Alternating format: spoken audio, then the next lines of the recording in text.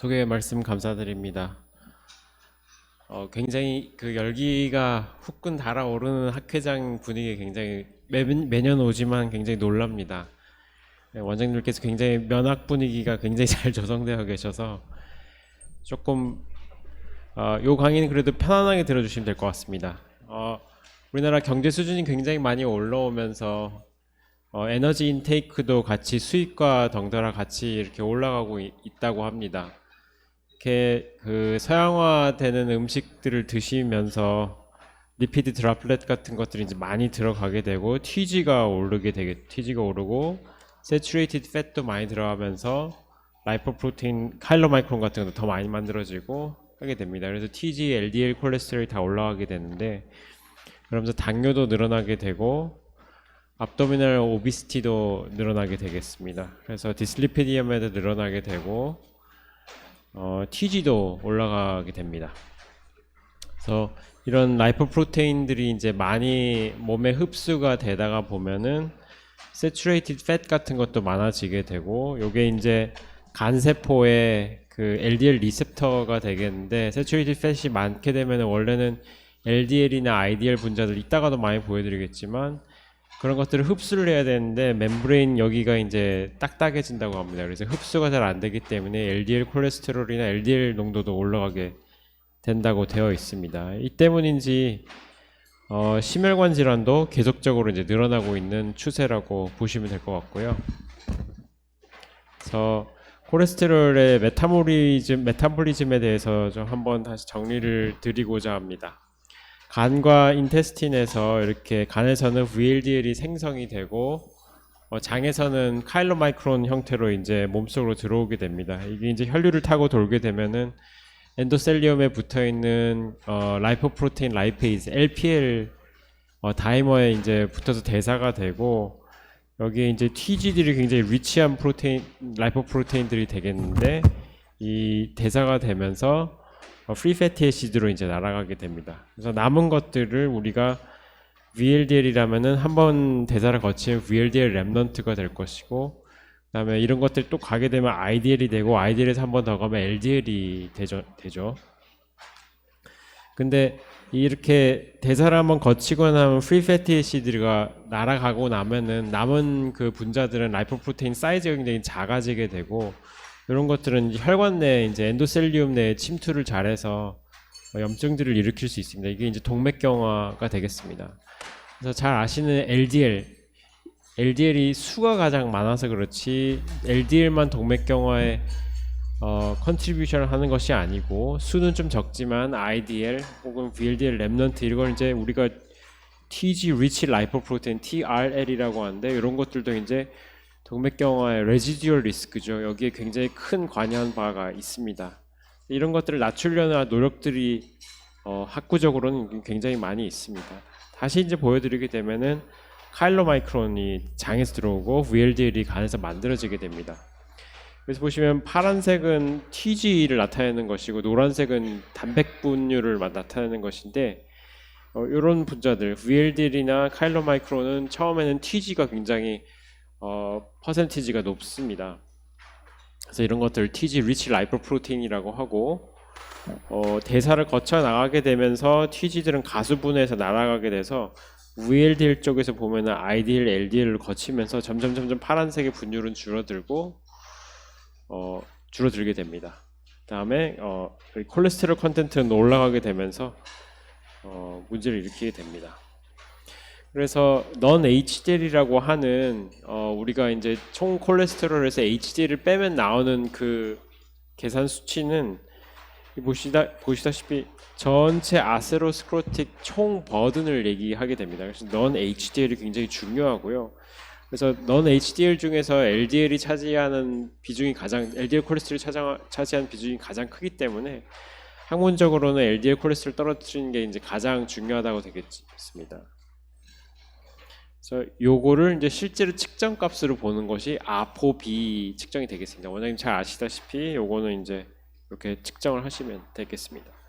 그럼 이런 분자들에서의 콜레스테롤 분율, 그러니까 TG 리치 라이포프로테인에서 카일로마이크론 빼고 여기 있는 콜레스테롤 요 분율만을 가지고는 우리가 렘넌트 콜레스테롤 렘넌트 콜레스테롤이라고 이야기를 합니다. 그래서 이제 TG가 높게 되면은 심혈관 질환이 잘 생기는 것은 우리가 여러 가지 이제 연구들에서 잘 알고 있고, 그다음에 아까 보셨던 렘넌트 콜레스테롤 다시 돌아가 보면요, 요 분자들에서 요 노란색 요것만을 가지고 우리가 렘넌트 콜레스테롤이라고 그러는데, 토탈 콜레스테롤에서 HDL이랑 LDL 콜레스테롤 뺀 것을 얘기를 합니다. 계산식은 굉장히 간단하죠. 그래서 요게 LDL 콜레스테롤 외에 이제 아세로스크로틱 버든을 대개는 이야기를 하는데, 뭘 렘넌트 콜레스테롤 RC라고 대개는 얘기하고, 요것도 높으면은 CVD가 잘 생긴다 이렇게 되어 있습니다.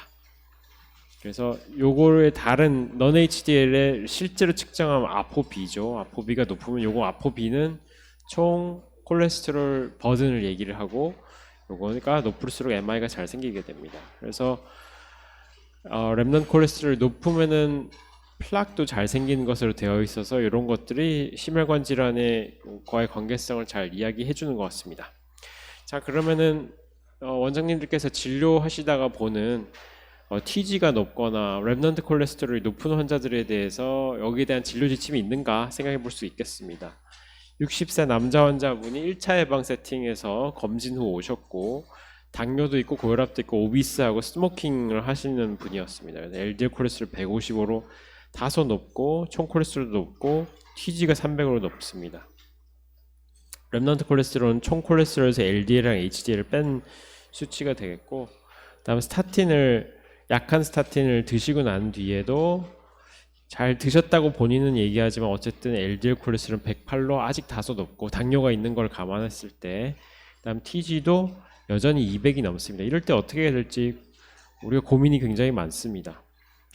그래서 우리 가이드라인, 지질동맥경화학회 가이드라인이 되겠고, LDL 콜레스테롤에 대한 그 타겟은 저희가 다 아실 거예요. 그래서 당뇨가 있으신 하이 리스크 환자이기 때문에, 여러 가지 CV 리스크가 같이 있는 분이기 때문에 우리가 적어도 LDL 콜레스테롤을 100 미만으로, 타겟 오간 데미지 있으면 70m로는 잘 아실 텐데, 요거는 잘 윤곽에 저희가 안 보는 경향이 있습니다. 요거는 넌 HDL이라고 저기 타겟이라고 하고, 자세히 보시면 여기다가 30을 더하시는 수치거든요. 그래서 얘가 55면 얘는 85, 70이면 100 이렇게 되는데, 요거는 요 사이의 차이가 우리가 흔히 말하는 렘넌트 콜레스테롤 30을 기준으로 했기 때문이라고 생각하시면 되겠습니다.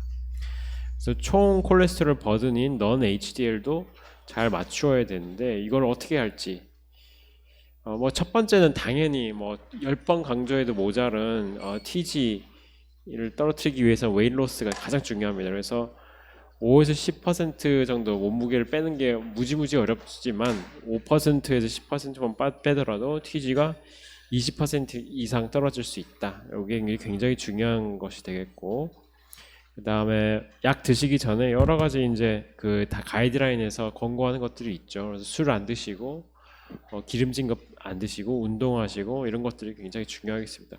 근데 사실 이게 가장 중요하기 때문에 TG는 이렇게만 하더라도 50%, 70%를 떨어뜨릴 수 있기 때문에 강조하는 것이 가장 중요한 것 같습니다. 제 생각에는. 어쨌든 환자는 스타틴을 사용하고도 207까지밖에 TG가 안 떨어졌고 했기 때문에, 이런 것에 대해서 이제 저희 가이드라인, 지질동맥경화학회 가이드라인을 좀 알려드리면은, 중성지방이 계속 500 이상인 경우에는 일단 페노파이브레이트를 쓰시는 게 좋습니다. 왜냐하면 요거는 CV 리스크보다는 어큐 판크레아타이티스의 위험 때문에 빨리 이제 약을 써서 떨구시는 것이 좋고요. 스타틴을 사용했는데도 불구하고 200 이상인 경우에는 페노파이브레이트를 저희가 이제 권고하고 있습니다. 그 이유는 프루빗 연구에서 스타틴을 사용해서 LDL 콜레스테롤을 70m로 떨어뜨렸을 때도 보셨을 때 TG가 200 이상인 거랑 이하인 것이랑 아웃컴 차이가 있었기 때문에 이렇게 저희가 권고를 하고 있습니다. 그래서 TG를 떨어뜨리려고 하면 페노파이브레이트를 사용하시는데, 페노파이브레이트는 크게 사실 부작용이 없고, 원장님들께서 가장 궁금해하시고 많이 저한테 상의하시는 거는 크레아틴이 되겠는데, 크레아틴이 대개 한 20%까지 오르는 경우도 있죠. 근데 대부분 크레아틴이 정상에서 출발해서, 예를 들어서 크레아틴 0.6에서 시작하면은 자세히 보시면 0.8까지 오른 경우 굉장히 많이 있습니다. 그런데 이제 약을 중단하게 되면은 100% 거의 99.9% 다시 원상복구를 하기 때문에 이런 부분에서는 너무 오르지만 않는다면은 크게 걱정 안 하시고 사용하셔도 될 것 같습니다. 그리고 유럽 가이드라인에서도 이제 CVD 리스크가 높으신 분에서 스타틴 사용하고도 TG가 200 이상인 경우에는 페노파이브레이트를 고려할 수 있다고 되어 있습니다. 우리나라 가이드라인 당뇨 가이드라인에서도 TG가 200 이상인 경우, 500 이상인 경우엔 당연히 써야 되고 200 이상인 경우에도 스타틴 사용 후에 고려하실 수 있게 되어 있습니다. 그래서 프라바페닉스 잘 아시다시피 유형제약에서 나왔고 그 프라바스타틴의 페노파이브레이트 160mg을 이제 컨비네이션을 했는데 프라바스타틴 잘 아시다시피 굉장히 좋은 약입니다. 그래서 부작용이 굉장히 적죠. 사용해 보시면은 LDL 콜레스테롤도 20-30% 정도 떨어뜨릴 수 있고 가장 스타틴이 효시가 되었던 연구이지만 보시면은 오스콥스 연구였고 연령은 40에서 64세 프라이머리 프리벤션 이거나 이제 또 CAD 병력이 없는 이제 프라이머리 프리벤션 대상으로 했던 연구였었습니다. 보시게 되면은 굉장히 장기간 아웃컴이 굉장히 좋은 것으로 되어 있었고 케어 연구에서도 2차 예방에서도 이 프라바스타틴이 굉장히 아웃컴이 좋았었습니다. 자, 그럼 페노파이브레이트를 사용하시게 되면은 대개는 HDL이 10에서 20% 정도 오르게 되고 그 다음에 TG는 20에서 50% 정도 떨어지게 되거든요. 근데 여기 보시면 LDL 콜레스테롤은 대개 변화가 없거나 특정 환자들에서는 LDL 콜레스테롤이 오히려 올라가기도 해서 주의를 요해야 됩니다. 그래서 최근에 나왔던 페마파이브레이트 가장 개량된 신약인 파이브레이트 연구에서 그 실패를 크게 했었는데 그 이유가 이제 LDL 콜레스테롤이 올라갔기 때문인데 왜 그런지에 대해서 좀 저희 고찰을 좀 해보겠습니다. 그래서 몸속으로 VLDL 카일로마이크론이 들어오게 되고 LPL 다이머를 만나서 가수부관내가 돼서 이제 그 대사가 되죠. 그렇게 되면은 얘들이 이쪽으로 이제 우리 저기 강북삼성의 김병진 선생님께서 맨날 말씀하시는 리모델링이 일어나게 됩니다. 이 큰 분자들이 작은 분자들로 어떤 그 문헌에서는 클리어런스라고도 하는데 어쨌든 리모델링이 돼서 IDL, VLDL, 랩넌트, LDL 쪽으로 가게 되죠. 얘네들은 주로 하는 역할들이 혈관 안에 쌓일 수 있습니다. 그래서 동맥경화를 일으키는 애들이거든요. 근데 이제 그 얘들이 많게 되면은 결국 그 간에서 LDL 리셉터나 이런 것들을 만나서 이렇게 만나가지고 간 속으로 이제 업테이크가 돼야 되는데 페노파이브레이트가 하는 역할이 여러 가지가 있습니다. 피파 알파를 그 아고니스트이긴 하지만 여러 가지 작용들이 있는데 주요한 작용은 요겁니다. 요거를 빨리 활성화를 시킵니다. 그래서 얘네들 쪽 이게 TG 리치 라이포프로테인이라고 말씀드렸죠. 이쪽으로 리모델링을 활발히 시켜주는 약이 되겠습니다. 주요한 작용은. 근데 그것만 있는 건 아니고 여러 가지 간접적인 작용들로서 여기 LDL 리셉터에도 작용을 해서 클리어런스를 좀 좋아지게 합니다. 그 작용이 다만 크진 않고 좀 약하지만 이 리모델링을 일으켜줘서 이게 이쪽으로 많이 움직이면 동맥경화를 일으켜서 나쁠 텐데 이거를 없애주는 역할을 같이 해서 이런 것들이 이렇게 간세포 내로 업테이크가 돼서 예전에 스타틴이 없을 때 그 페노파이브레이트를 사용했던 뭐 필드 연구 이런 것들을 보게 되면은 클리니컬 베네핏이 다소 있었던 것이 LDL 콜레스테롤도 같이 떨어뜨려주면서 TG도 떨어뜨렸던 이런 것들 때문이라고 우리가 생각해 볼 수가 있겠습니다. 제가 생각했을 때 유형제약에서 나온 프라바페닉스의 장점은 요즘 스타틴이 워낙 강력하게 많이 나오잖아요. 이전 세션에서도 고강도 스타틴 말씀들을 많이 하시는데 이게 이제 문제가 뭐냐면은 고강도 스타틴을 쓰게 되면은 LDL 리셉터의 업테이크, 그러니까 클리어런스가 맥시멈이 되게 됩니다. 그러면 페노파이브레이트를 애드온을 했을 때 설 자리가 없는 거죠. 왜냐하면 더 올릴 수가 없으니까. 그러다 보면은 오히려 리모델링만 일어나고 업테이크 클리어런스가 안 되기 때문에 LDL 콜레스테롤이 올라갈 수 있는데 프라바페닉스처럼 모더레이트 인텐시티의 스타틴을 쓰게 되면은 페노파이브레이트를 올렸을 때 TG 리치 라이포프로테인도 줄여주고 LDL 콜레스테롤도 다소 줄여줘서 여러 가지 베네핏이 오히려 더 고강도 스타틴과의 컨비네이션보다는 훨씬 좋을 것이라고 저 개인적으로는 생각합니다. 굉장히 좋은 조합인가, 절묘한 조합이라고 저는 개인적으로는 자평하고 있습니다. 그래서 이제 그 마요패시 이런 것들 프라바스타틴은 잘 아시다시피 부작용은 거의 없고요. 그 다음에 이 두 가지를 픽스드 도즈 컨비네이션을 사용하였을 경우에 넌 HDL도 떨어지고 TG도 30% 정도 떨어지고 HDL 좀 올리는 그런 효과들이 있고, 원장님들께서는 당연히 LDL 콜레스테롤이 올라가진 않는지는 반드시 확인하셔서 거기에 따라서 스타틴 용량을 조절을 하시는 것이 좋을 것 같습니다. 페노파이브레이트를 사용하였을 경우에 이제 애드버스 이펙트는 다른 것들은 크게 괜찮습니다. 뭐 그 마요패시나 이런 것들은 얘네 제미파브로질 시대에는 생겼으나 페노파이브레이트에선 생기지는 않고, 크레아틴이 한 20% 정도 오르실 수는 있는데 너무 유의하실 필요는 없고, 이게 이제 키드니 때문이라는 얘기도 있고 아니라는 이야기도 있습니다. 문헌에서 정확히 원인을 모릅니다.